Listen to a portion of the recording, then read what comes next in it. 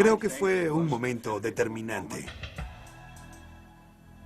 Mortero es la mezcla que mantiene juntas a las piedras.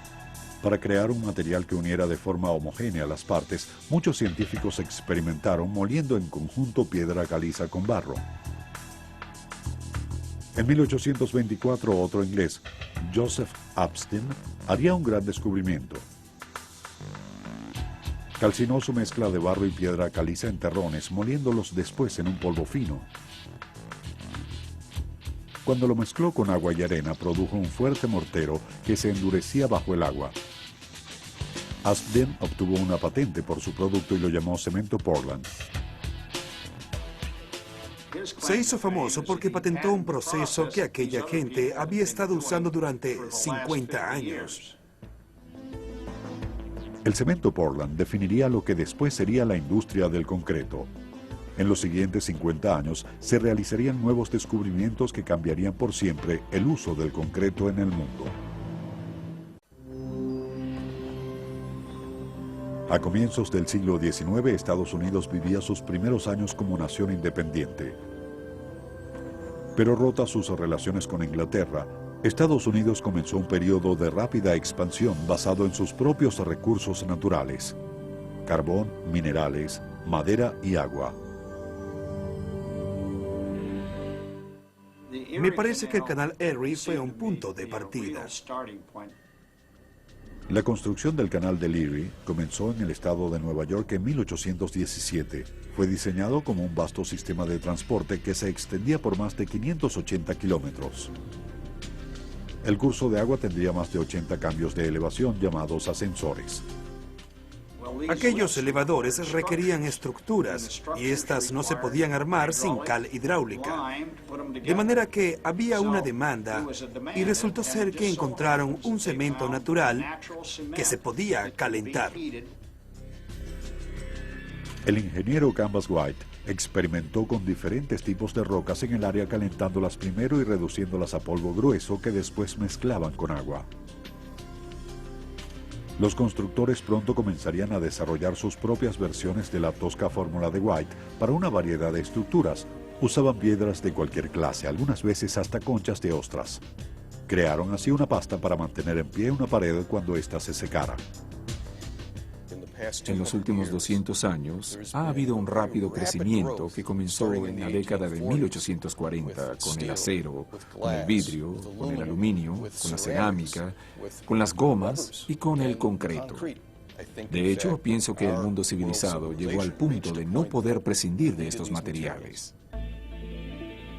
Para la mitad del siglo XIX, el uso del cemento Portland se había extendido ampliamente por Europa y fue allí donde tuvo lugar una innovación que cambiaría para siempre las construcciones de concreto. Por primera vez se usó el hierro para reforzar internamente el concreto. El concreto reforzado es concreto mezclado con otro material de refuerzo, generalmente acero. Al mezclarlo con el acero, el concreto se hace más resistente a la compresión y la tensión. Tensión es una fuerza que se ejerce sobre algo en una dirección determinada. Ejemplo de ello es un cable que mantiene un peso. Bajo tensión, un material generalmente cede y retorna a su posición original cuando la fuerza no excede el límite de resistencia del material. Fuerzas mayores pueden crear mayores tensiones que pueden romper el material.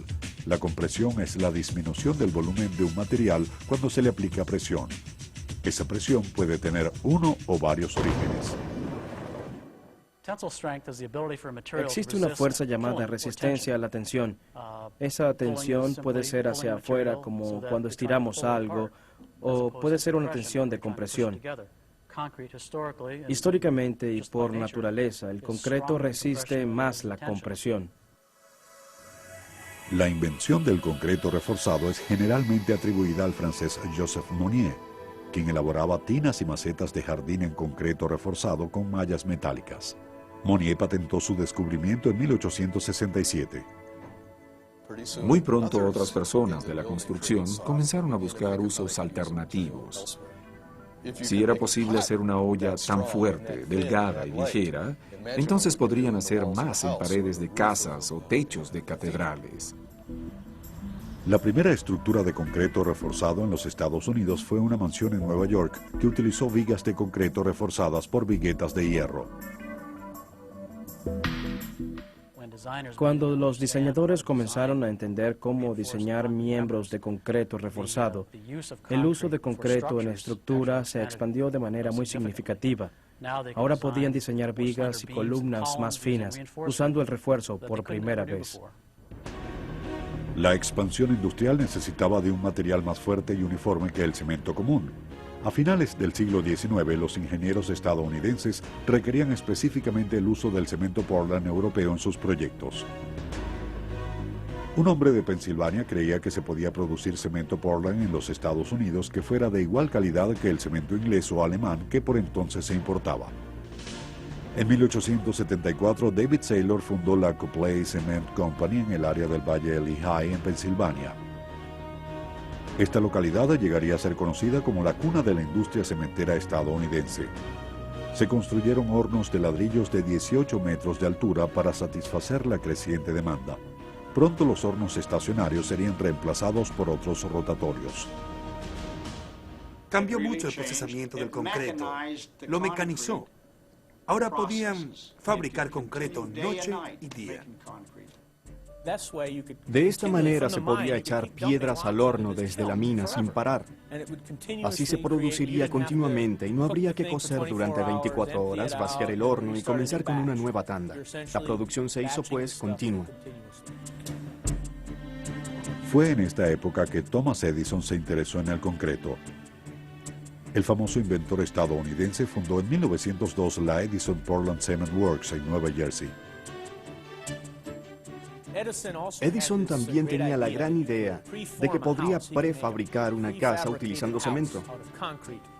Pensaba que podría hacer formas muy complicadas, que en ese entonces eran costosas, y que podría vaciar una casa, quitar los moldes e irse a hacer otra casa en otro sitio. Edison completó varias casas y proclamó que perdurarían por siglos. La idea no gozó de mucho éxito, pero una vez más, Edison tuvo la visión acertada. La historia le ha dado la razón a Thomas Edison. El concreto es un material muy duradero, fuerte y económico. Hoy aún podemos volver atrás y ver las casas de Edison. En unos cuantos años, el concreto reforzado se había convertido en un económico sustituto de la piedra por ser más barato de producir que la extracción de la piedra. Los diseñadores y constructores comenzaron a trabajar en estructuras que hacían uso del nuevo compañero arquitectónico del concreto, el acero. Cuando en 1912 comenzó la construcción del edificio Ingalls en Cincinnati, Ohio, este se convertiría en el primer rascacielos del mundo. Era un edificio de 16 pisos que medía 63 metros de alto, es decir, el doble de cualquier edificio anterior. Se cuenta que hubo un periodista que esperó al otro lado de la acera toda la noche porque creía que se caería. La gente estaba muy escéptica. Nadie creía que el edificio se mantendría en pie. Pero se mantuvo y sorprendió a todos. Cuando se diseñó y construyó el edificio Ingalls, entendíamos muy poco en el área de ingeniería sobre el comportamiento del material y sobre el comportamiento del material compuesto, es decir, del concreto reforzado con acero. En ingeniería, el término resistencia tensora se refiere a la resistencia que opone un objeto frente a una fuerza que trata de quebrarlo. El concreto, aunque duro en esencia, es frágil en resistencia tensora. Si yo tuviera una viga y le pusiera carga encima de ella, la viga se agrietaría fácilmente si no tuviera ningún refuerzo. Y, por supuesto, terminaría cayéndose. Sin embargo, si insertáramos una barra de acero dentro del concreto y tomáramos la viga para poner una carga sobre ella, la barra de refuerzo adquiriría una cierta tensión y podría soportar una carga mucho mayor que una viga de concreto no reforzada. Conforme cambiaba el panorama de Estados Unidos, cambiaban sus carreteras. Hasta ese momento las carreteras se hacían de tierra, grava, piedras o ladrillos. En 1894, George Bartholomew construyó en Bellefontaine, Ohio, la primera calle de concreto en los Estados Unidos. Era necesario convencer a la